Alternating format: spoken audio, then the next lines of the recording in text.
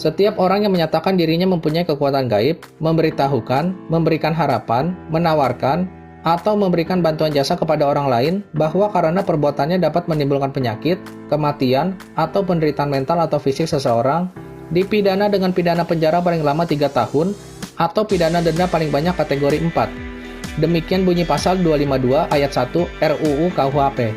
Langit itu atas izin Tuhan itu milik Rara. Di langit itu terisi teman-teman Rara, para pekerja, pembalap, pokoknya pemerintah. Nah, langit itu ada AC besar. AC besar ini itu remote-nya di Rara. Nggak tahu, tanya yang mau tanya saya.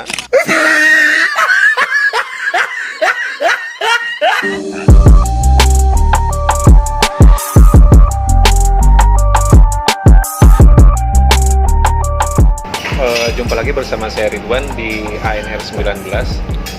Kali ini kita malam-malam kayak gini kan enak itu ngopi ya, ngopi bareng temen nih. Ini Om Den, ini sama Om Denny ya.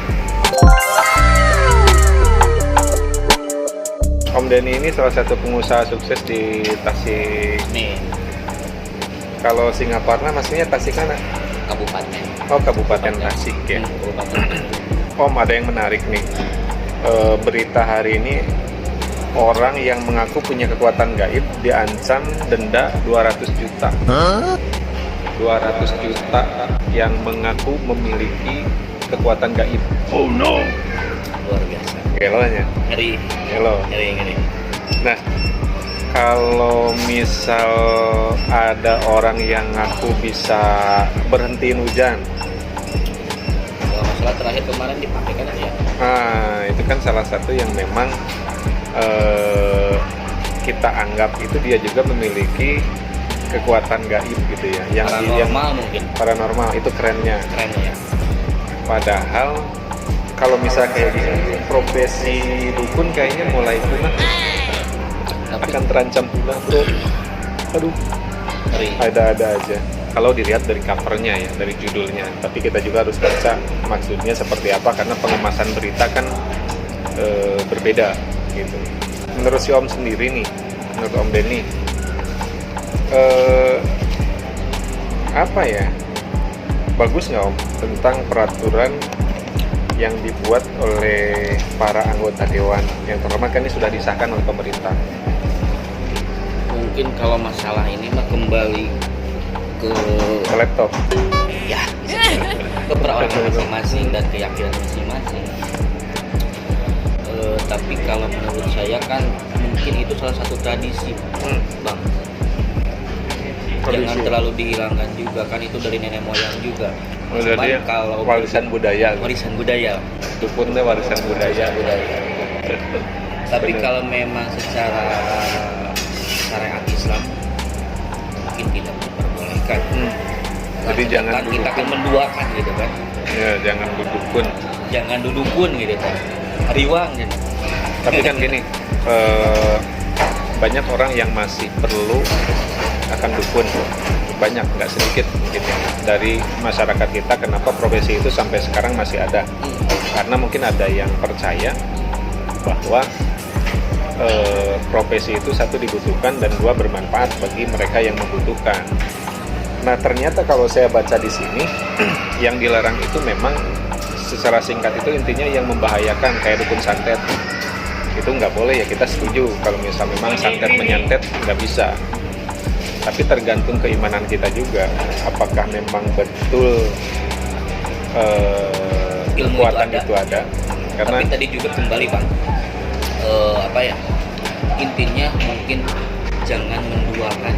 Kita kan tetap kalau berbicara berobat, kita kan ada dokter, mungkin sudah diartikan ke sana kan. kalau dukun beranak masuk. Ikhtiar gitu kan. Cuman tetap kan utama kita ke Tuhan. Oh iya benar. Nah, intinya jangan menduakan. Jangan. Tapi kembali lagi sih ke perorangan masing-masing menyikapinya mau seperti apa. Kalau Ya. menurut saya sih itu jangan menduakan. Ya menurut. Tapi kalau yang dilihat ini menurut Om Denny sendiri, bagus nggak nih dibikin semacam aturan oleh pemerintah terkait ya profesi yang satu ini? Menurut saya sih enggak Enggak ya? akan setuju. Kenapa? Ya tadi juga kan kembali ke tradisi nenek moyang kita, Bang. Nenek moyang. Tapi Nenek moyang seorang lalu. Gitu. Tradisi. adat. Jadi ternyata ada sebagian orang juga yang berpendapat kalau profesi dukun itu warisan daripada budaya ya, karena bukan, saya tidak mengatakan budaya Indonesia karena di luar negeri juga ada kok. Ya. Gitu. Tetapi kalau misal membahayakan orang lain ya saya sepakat untuk diatur mungkin ya. Tapi untuk membuktikan sendiri nih, Pak Denny misal punya kekuatan, mengaku punya kekuatan gaib, karena kan yang diredaksikan itu mengaku mempunyai kekuatan gaib. Misal ujuk-ujuk bisa ngeduk lagu, Ya. misal bagaimana kan kita nggak tahu. Nah ini ukurannya kan harus jelas harusnya ya, harusnya menurut saya sih harus jelas. Jadi oke, misal diatur tapi hukumannya harus jelas. Tapi kan judulnya juga gaib, Bang. Mau dibuktikan seperti apa? Susah ya. Susah, kecuali mungkin ya yang percaya, kembali ke percaya kan. Contoh abang punya kekuatan, saya punya kekuatan, cilik jeblakin gitu ya. Oh iya. Ngeri ya. Tapi begini, di negara 62 ya, negara 62, di negara 62 itu pemerintah mengundang khusus, kalau menurut saya itu dukun yang mengatakan katanya bisa mengatur cuaca, bisa mengalihkan hujan, Dan ya, bisa mengatur, ada blower katanya di langit itu ada blower dan dia punya remote-nya. Itu di negara 62 dan pemerintahnya percaya. Tapi di sisi lain anggota DPR-nya mengatur tidak boleh yang namanya ya kalau misal ada orang yang mengaku bisa atau yang mengaku punya kekuatan gaib itu nggak boleh, didenda 200 juta bla bla bla bla ya. Tapi pemerintah di sana menggunakan jasa dukun. Aneh gitu ya. Tapi nyata daya mah di 62 lain di Indonesia. bersilang ya. Aneh tapi nyata. Ya ada, Ya makanya masih hangat kemarin. aku menangis lah lihat negara 62. Lucu-lucu aturannya. Ada yang ngatur perdukunan sekarang diatur, padahal korupsi merajalela. Jadi maksudnya ada hal yang lebih penting ya. Tapi Yang harus diatur ya ada yang lebih penting mungkin daripada ngatur perdukunan, Pak. dukun Kenapa nggak diatur. dari dulu? Iya, seharusnya pemerintah itu konsen pada hal-hal yang lebih bermanfaat. Contohnya misal yang sekarang lagi hangat itu berita tentang harga cabai yang tembus 200.000. Berita harga cabai yang tembus 200.000 per kilo. Ini gila ya. Kenapa? Karena notabene yang tanah air kita ini makmur, nanam tongkat aja bisa jadi makanan ya.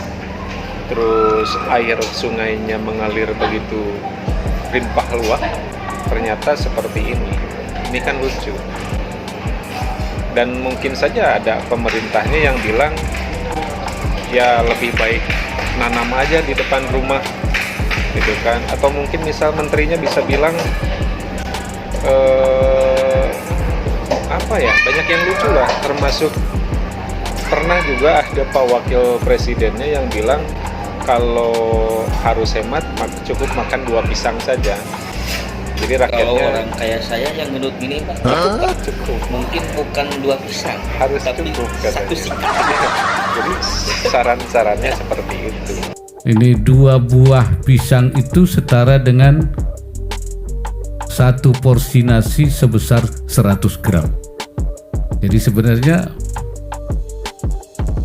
kalau Bapak Ibu makan 2 buah pisang, itu artinya sudah cukup mengenyangkan untuk mengganti 1 porsi nasi.